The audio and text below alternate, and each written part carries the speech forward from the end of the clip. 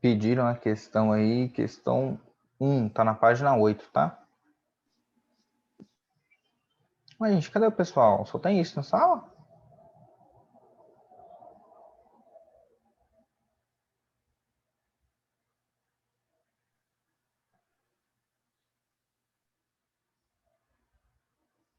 Então vamos. Como é que é?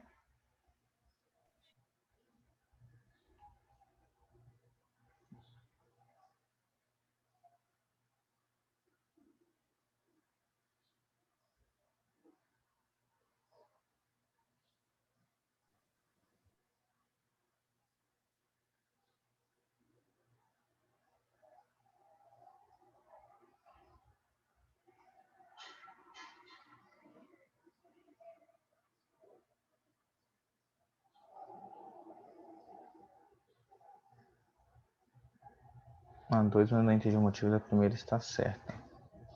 Tá. Beleza. Olha só, gente. Página 8 primeiro, tá? Vou fazer uma correçãozinha de algumas questões que teve dúvida. Página 8, na questão 1 dos exercícios propostos. Abri aqui com vocês. Olha só.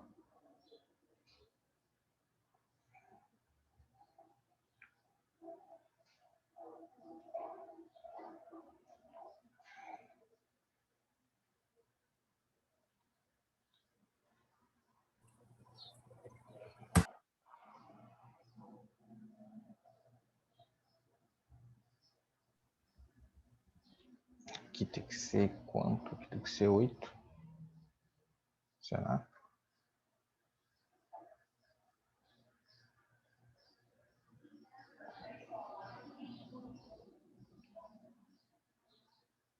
Não, tem que ser menos 7.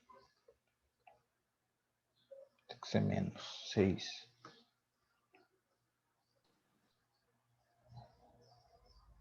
Vamos lá. Então, ó, nessa questão aqui.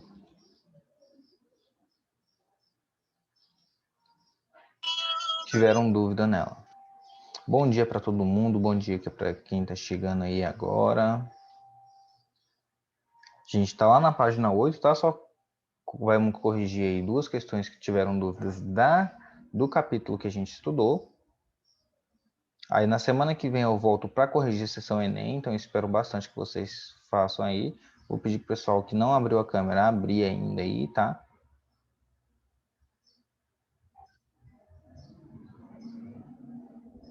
Vamos mostrar a carinha de sono. Carinha pós-férias. Isso aí, galera. Olha só. Então ele fala assim, ó, os números M e N são tais que 4 é menor ou igual a M e é menor ou igual a 8. Né? Ele está falando que o M está nesse intervalo aqui. E ele fala que 24 é menor ou igual a N, que é menor ou igual a 32. Ele pergunta qual o maior valor... Agora. Acompanharam aí? Pegaram o livro? É porque eu tô sem livro, aí eu só vi aqui a questão e fiz aqui agora. Ah, tá. Aí ele pergunta qual o maior valor possível para M dividido por N, né? Então, o maior valor possível, gente, é quando eu pegar o maior de cima e o menor desse intervalo aqui. Vocês concordam comigo?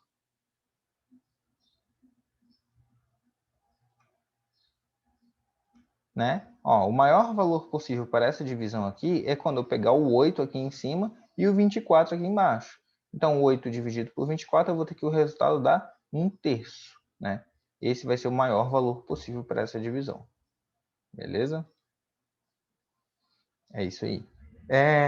Na questão 2, eu vou colocar aqui para vocês, não sei se vocês fizeram, mas vou dar um tempinho para vocês fazerem. Vou dar uma lida com vocês, vou dar um tempinho. Ele fala assim, ó, considere as seguintes afirmações sobre os números racionais.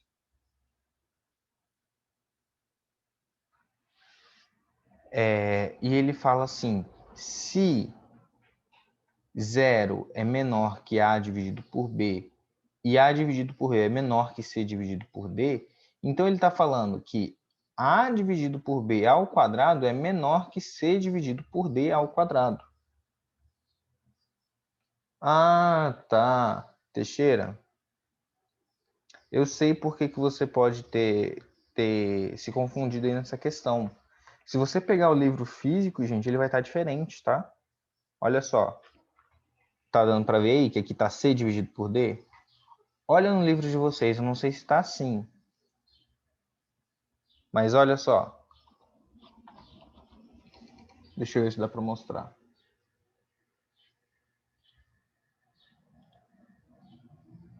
Tá vendo aqui, ó? No livro aqui, aqui em cima, ele coloca A dividido por B de novo. Então, provavelmente, vocês tentarem fazer essa questão, vocês vão achar um gabarito diferente.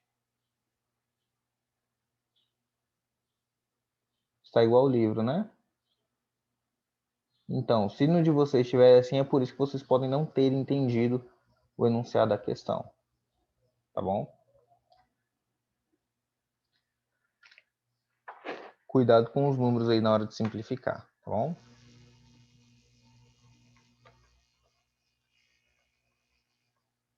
Beleza? Só para ter atenção aí, às vezes se tiver algum errinho, você pode mandar e acessa o livro virtual. Às vezes no livro virtual está correto. Então, vamos lá para onde a gente vai começar a nossa matéria do segundo capítulo, da frente B. Página 31, que é a nossa matéria de hoje. Tá? Vou compartilhar aqui com vocês. Você já terminou a frente A? Já. O capítulo é pequenininho, muito pequeno. Os capítulos aqui são... Eu falto o quê? 2 dias de aula e já terminou um capítulo por uma frente. Mas é muito pequeno, Arthur. Recebe. Olha só. Deixa eu subir um pouquinho.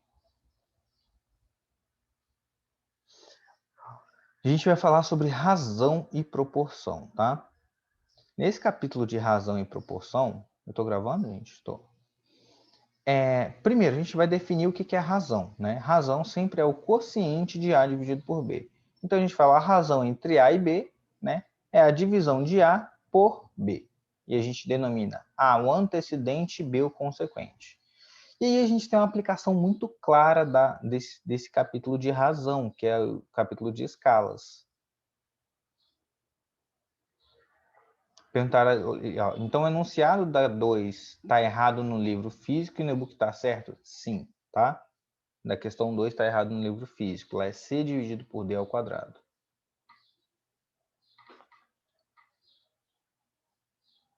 Então, não falei teoria dos conjuntos, não. Eu falei só a frente A1, tá? Falei só sobre conjuntos numéricos. É que a gente vai fazer... Oi. Lá na questão 1, por que ele não pode ser 32? Porque ele pediu maior valor. Olha aqui. Mas então, o maior valor é 32. Então, mas ele pediu maior valor para a fração. Ele pediu maior valor para isso aqui, ó. Ele pediu maior valor para isso aqui. Então, para ter o maior valor disso aqui, tem que ter o maior desse e o menor denominador, que é esse aqui. Ah, tá. Entendi. Entendeu? É o maior valor para a fração. Não o maior valor possível para m e o maior valor possível para n. É o maior valor para o resultado disso. Tá bom?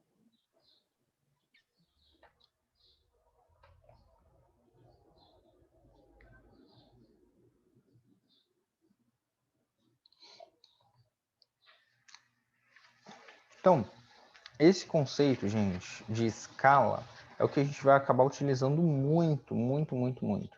Então, vamos pensar aqui, ó. O que é escala? Você consegue desenhar uma casa, literalmente desenhar uma casa nas mesmas dimensões numa folha de papel? Deixa eu até tirar aqui. Você consegue desenhar numa folha de papel? Dificilmente vocês vão conseguir, né? Desenhar uma casa inteira dentro de uma folha. Então, o que vocês fazem para conseguir desenhar a casa, né, pelo menos as medidas, que seja algo parecido. Na folha de papel, você utiliza o conceito de escala. Então, o que a gente faz? A gente reduz a unidade inicial, por exemplo, 1 metro lá na minha casa, ela vai corresponder só a 1 centímetro no meu papel. Aí você vai utilizar um conceito de escala. É o que o livro traz para a escala, é o que a gente usa em mapas, é o que a gente usa em GPS, é o que a gente usa na geografia, é o que a gente usa em muitas coisas. Alguém aqui pretende ir para essa área de georreferência, ou ir para a área de computacional, ou ir para a área de engenharia, para desenvolvimento, produto, tudo isso, design, moda, tudo que você for usar essa parte de desenho, principalmente para representar coisas da vida real, você vai utilizar o conceito de escala, né? Então, é muito utilizado na engenharia civil, na engenharia mecânica e na engenharia em geral. Você vai utilizar desenhos que a gente chama de desenhos técnicos, tá? Na arquitetura, né, nem se fala. Então, ó, pensa aí. Se eu fiz um projeto de uma caixa, né? Minha caixa aqui no projeto tem 2 centímetros, 4 centímetros aqui de altura e 10 centímetros de largura. E eu vou desenhar, né? Eu vou projetar, vou fazer a caixa real, né? E a caixa real ficou assim, 20 centímetros, 40 centímetros e 100 centímetros. Qual foi a escala que eu utilizei aqui? Nesse caso. Qual foi a escala utilizada? Como é que eu sei qual escala eu estou utilizando? Então, é bem simples para eu fazer essa relação de escala. Eu pego o meu desenho e divido pelo meu real, né? Então, sempre que eu pegar o meu desenho e dividir pelo meu real, eu vou ter meu conceito de escala. Então, a escala vai ser o quê? 10 dividido por 100, né? Que é igual a 4 dividido por 40, que é igual a 2 dividido por 20, né? E que a escala vai dar 1 para 10. Ou seja, ele está falando que cada 1 centímetro no projeto vai ter aí 10 centímetros na figura real, tá? E aí a gente tem alguns casos, olha só. Em um mapa, a distância entre duas cidades é 6 centímetros. Sabendo que a distância real entre as cidades é de 690 quilômetros, qual a escala que utiliza nesse mapa? Então, a medida do desenho, né? Medida do desenho, 6 centímetros. Medida real, 690 quilômetros. O que eu faço? Eu transformo os dois na mesma unidade, tá? Isso é muito importante, ó. Transformo aqui em centímetros e os meus quilômetros aqui no real também transformo em centímetros. Então, a escala vai ser caracterizado como a medida no desenho dividido pela medida no real. Galera, isso aqui cai a rodo no vestibular, cai a rodo no Enem. Sim, cai muito, sabe? E a gente pode fazer o seguinte: pego 6 dividido pelo valor que eu achei aqui em centímetros, simplificando, eu vou achar que minha escala vai ser 1 para 11 milhões e 500 mil. Né? Essa é a minha escala. Então, ele está falando o quê? Que cada 1 centímetro no meu papel corresponde a 11 milhões e 500 mil centímetros no tamanho real. Outro exemplo de escala. O que a gente tem? A gente tem aqui, ó, a distância, né, já dada aqui 7 centímetros. Ele te dá a escala gráfica e agora você tem que saber qual a distância real, né? É um problema um pouco diferente. Então, o que você faz?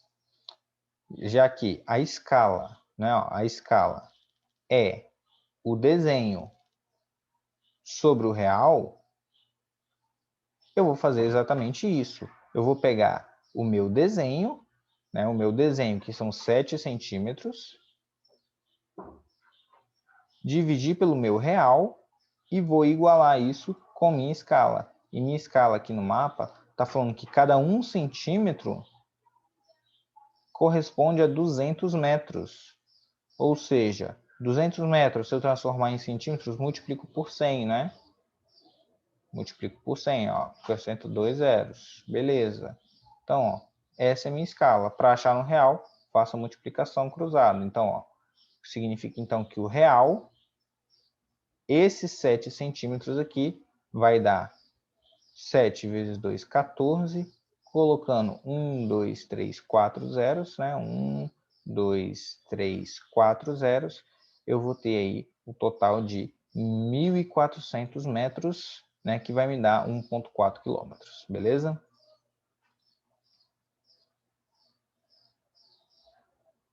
A tela travou, gente?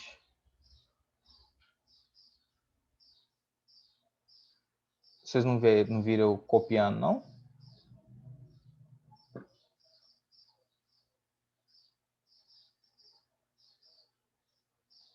Então tá, deixa eu fazer de outro método.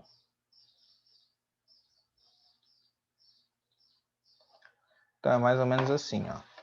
Quando a gente utiliza o termo escala, tá? Escala. Escala, lembrando que a gente está trabalhando em escala dentro de quem? Dentro de razão e proporção.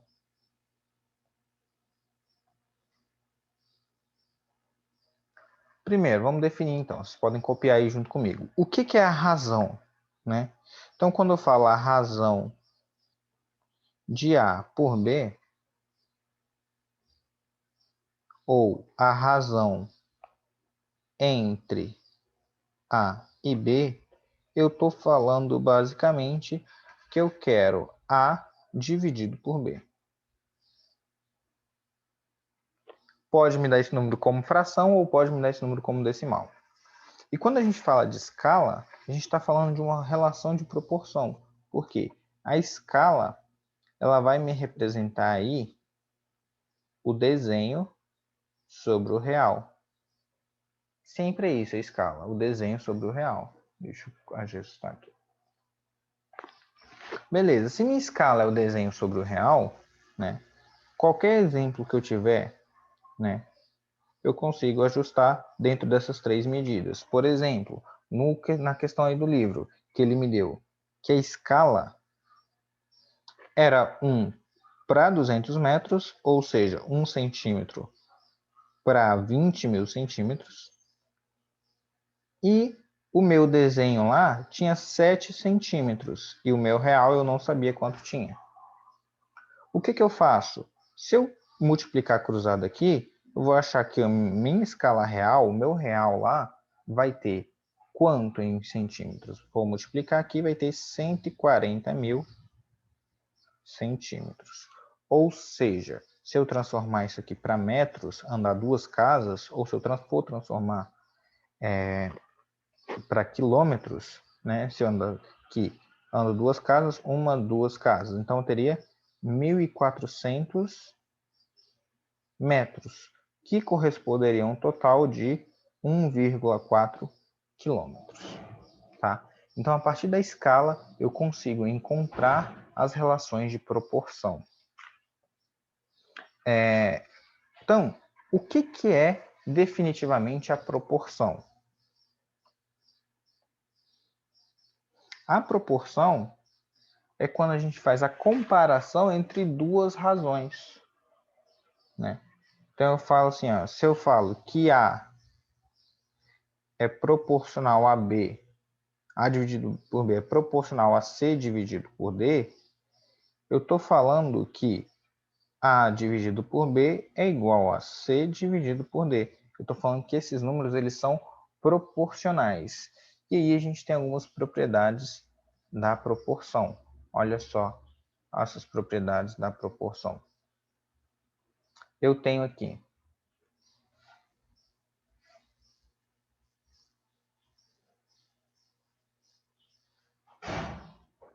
a proporção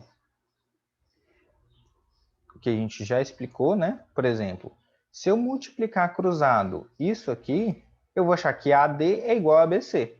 Né? Tudo consequência da propriedade. Não está aparecendo aí? E agora? Está aparecendo? Não precisa entrar isso aí não. Acho que vai aparecer.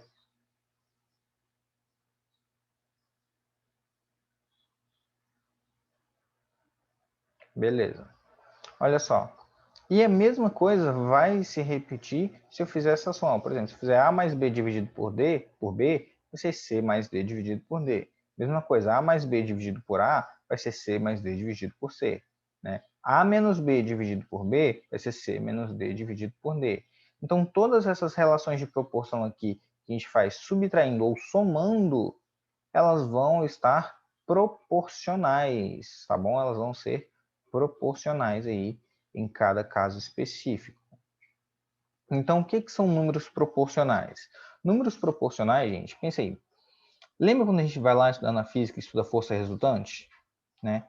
Aí a gente fala assim, a força resultante veio. Tá travado para vocês? A força resultante, tá aparecendo aí escrevendo?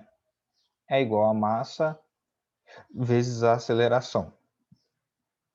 Tá aparecendo escrevendo aí? Beleza. Então, a força resultante é a massa vezes a aceleração. Então, eu estou falando que a força ela é proporcional à massa e aceleração. Porque se eu aumentar a minha massa, o que acontece com a minha força? Ela aumenta. Se eu aumentar minha aceleração, o que acontece com a minha força? Ela aumenta. Então, é justamente isso que acontece. Quando eu falo que grandezas são proporcionais, eu posso falar assim, ó.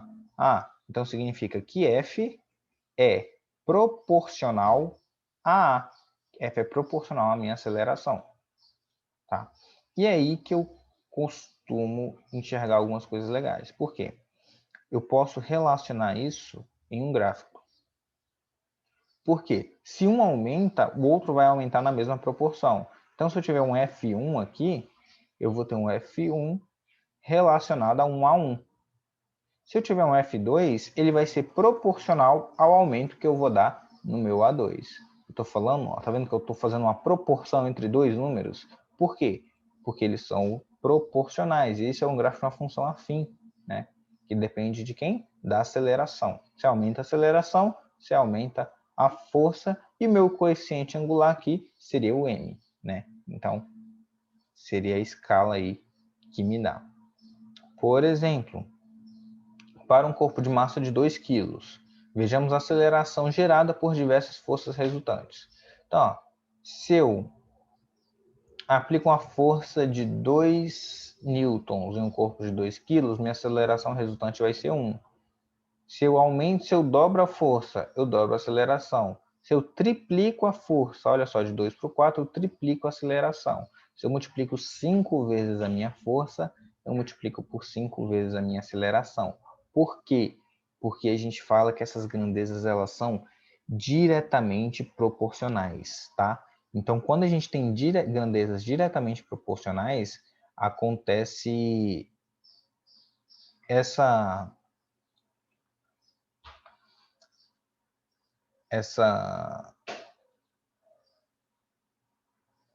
relação de aumento, tá? Se um aumenta, o outro vai aumentar proporcionalmente. E é o que acontece em casos de grandezas diretamente proporcionais. E em casos que eu tenho de grandezas inversamente proporcionais, o que acontece? Significa que quando uma grandeza aumenta, a outra está diminuindo, né? Isso se representa aqui, ó. Grandezas inversamente proporcionais é determinado por uma função recíproca, né? Onde a gente tem uma hipérbole. O que seja? Eu tenho duas variáveis se multiplicando, né? x1 vezes x vezes y é igual a 8. Então, a multiplicação das duas é uma constante. Então, significa que se eu aumentar o meu x, eu tenho que diminuir o meu y. Estou mostrando para vocês? Não, né? Se eu aumentar o meu x, eu tenho que diminuir o meu y. E é isso que acontece, olha só. Eu aumento o meu x. Conforme eu aumento o meu x, o que acontece com o meu valor de y? Ele diminui proporcionalmente, né? Então, quando a gente tem grandezas inversamente proporcionais, elas estão assim, ó. X vezes y é igual a uma constante, que a gente vai chamar de k. Então, resumindo, né? Deixa eu mostrar para vocês. Resumindo, sempre que a gente quiser aqui,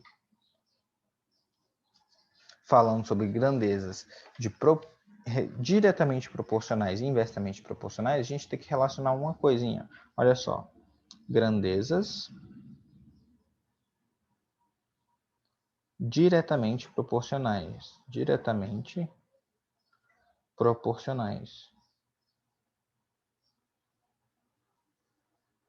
Que a gente fala que são nossas GDP. É como se eu tivesse assim, ó, x proporcional a y. Numa equação, seria mais ou menos assim, ó, x é igual a k que multiplica y, onde k é a constante de proporcionalidade. Constante de proporcionalidade.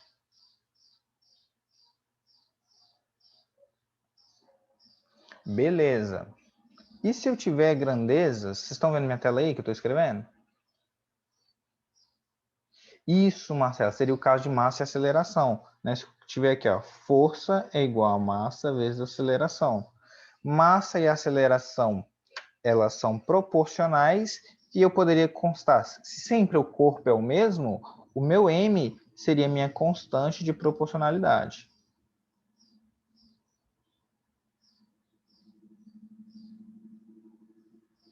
A gente vai relacionar muito com física, viu? Constante de proporcionalidade. Beleza. Isso quando eu tenho grandezas diretamente proporcionais. E quando eu tenho grandezas inversamente proporcionais? Grandezas inversamente proporcionais. O que que acontece? Na inversamente proporcionais,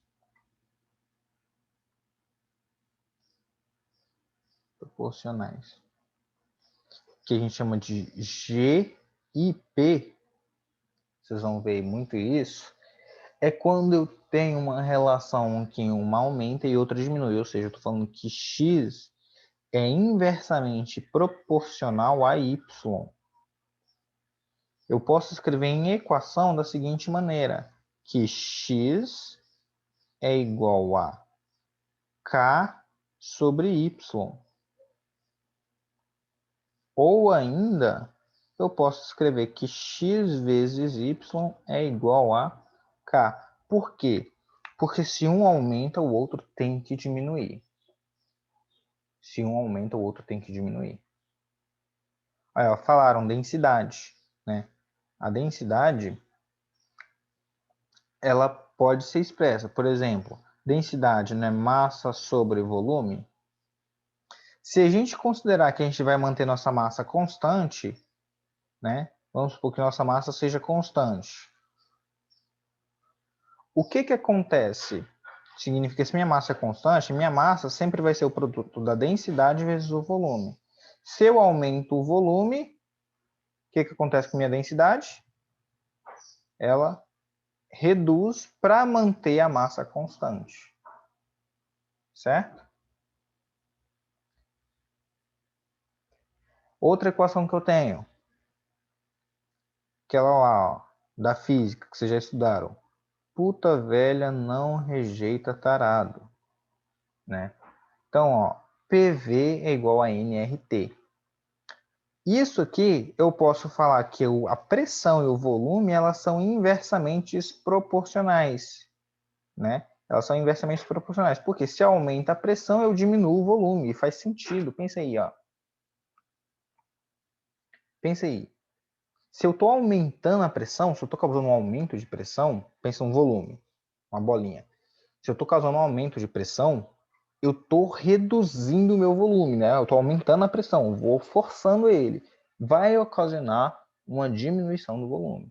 E se eu aumento o meu volume, eu causo uma diminuição da pressão. Por quê? Porque eu aumento minha área. Não é isso? Então, faz sentido eu ter uma relação de inversamente diretamente proporcional, na verdade, inversamente proporcional para pressão e volume. E aí o que acontece? Olha só, se eu tenho a minha temperatura do lado de cá, vamos imaginar que o número de mols e R é a constante, né? A constante dos gases, que é a constante de proporcionalidade. Se eu aumento minha temperatura, o que acontece com o meu sistema aqui de pressão e volume? Né? Ele vai tender a aumentar, né?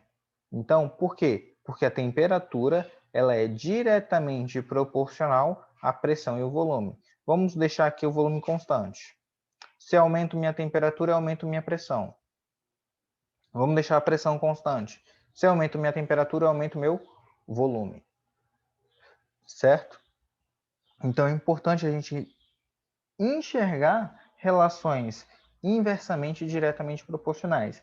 E aí a gente vai para a questão do livro, que ele fala assim, ó.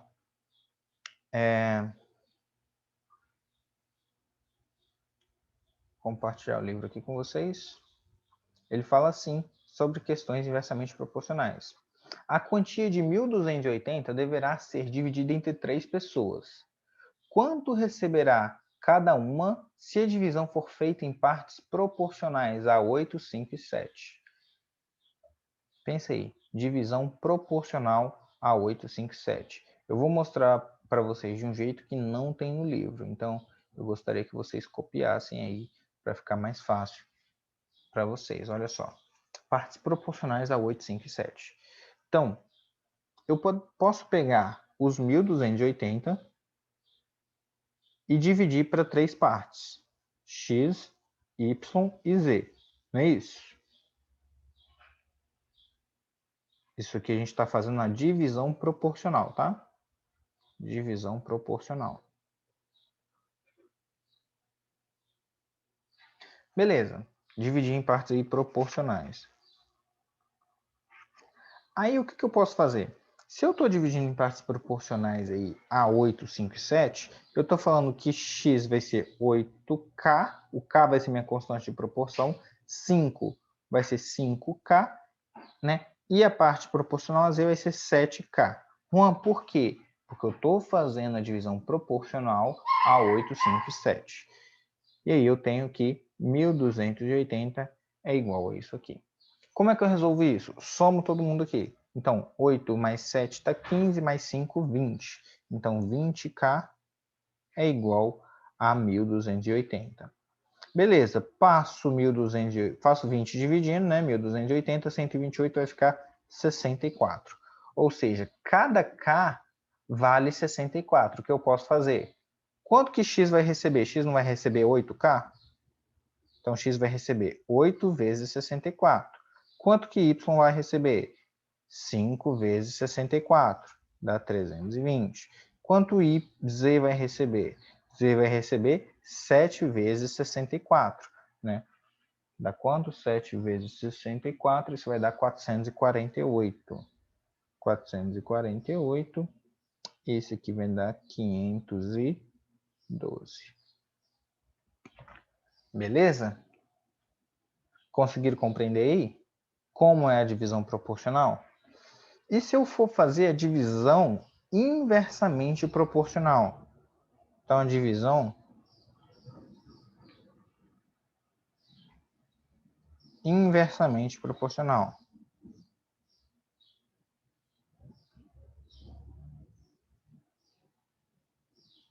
Gente, se surgir alguma dúvida, perguntem, tá? Não fiquem calados, não, por favor.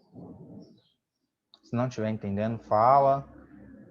Pra gente não ter dúvida nisso aqui. Isso aqui é uma base primordial para a gente estar estudando, que a gente vai chegar mais para frente, tá? Aí ele quer lá, no enunciado, fala assim, ó. Vamos dividir, fazer essa divisão inversamente proporcional a 5, 2 e 10.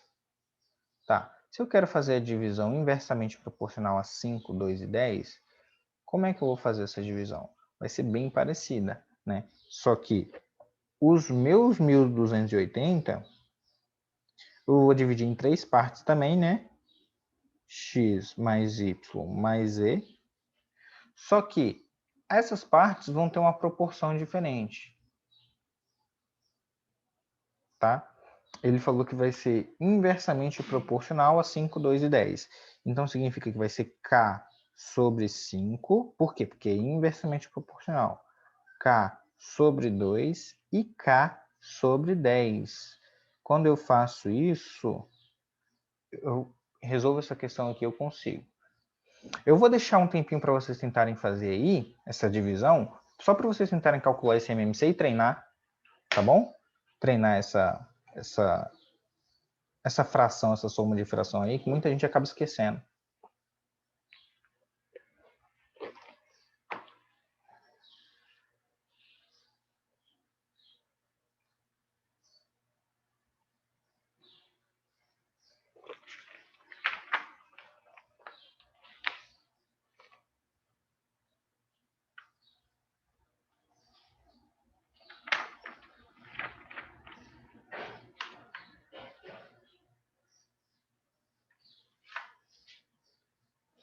Vocês podem olhar a questão de divisão proporcional bem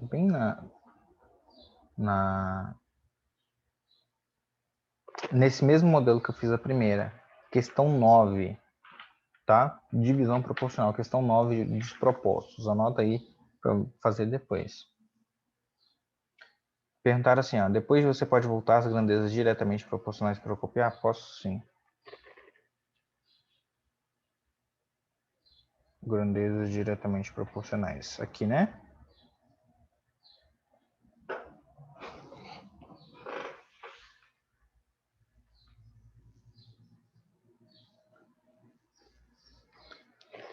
Vamos ver.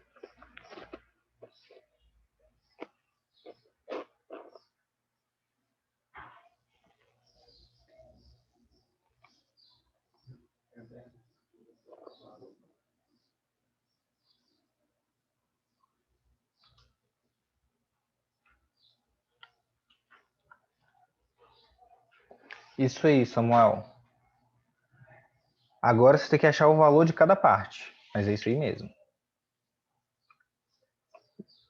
Calma aí. Ô, Juan, volta lá na onde você não estava escrevendo lá. Tô sem livro. Qual parte? Aqui embaixo? É aí embaixo, aí embaixo. Beleza. Tá aí.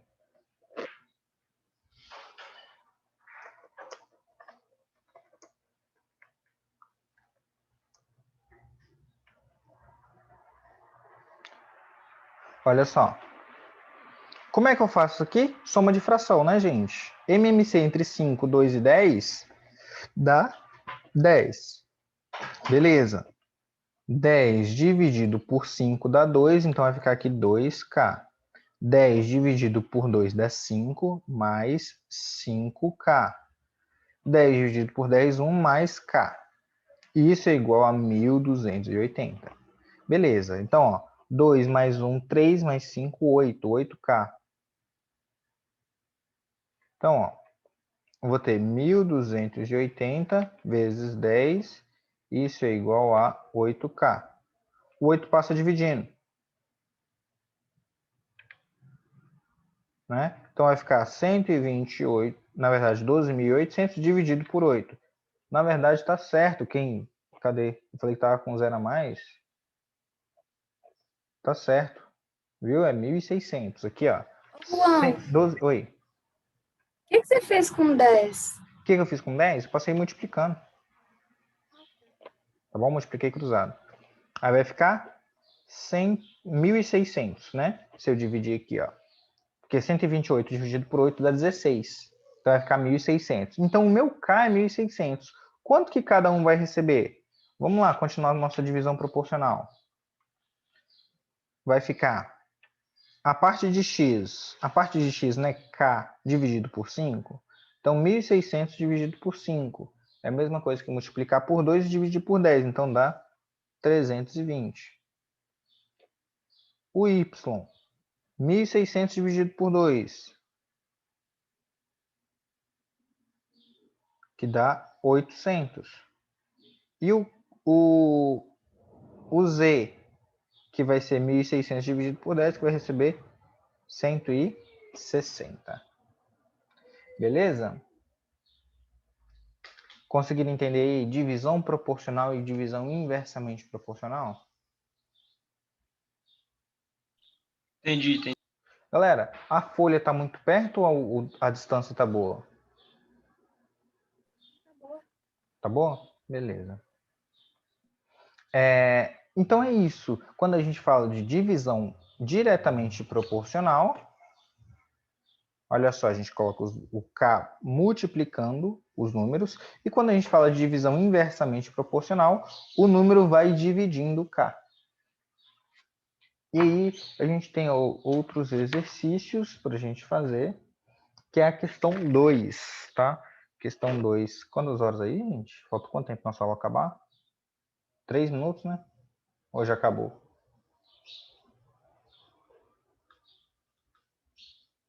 Praticamente acabou, né? É 11h45? Falta 3 minutos. Então, vou só explicar essa questão, como é que vocês fazem ela aí. Questão 2, ele fala assim, ó. 2 torneiras são utilizadas para encher um tanque vazio. Sozinhas, elas levam 10 horas e 15 horas, respectivamente. Para enchê-lo, as duas juntas enchem em quanto tempo?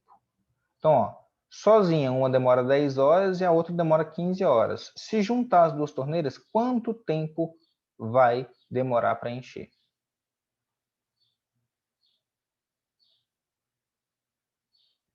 Vocês têm ideia de como faz isso?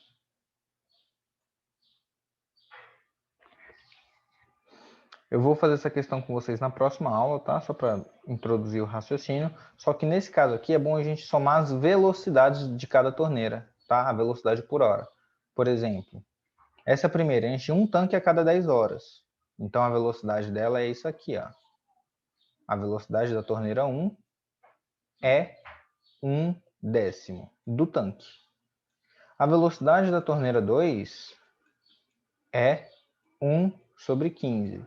Já que eu vou juntar as duas torneiras, eu vou somar as duas, né?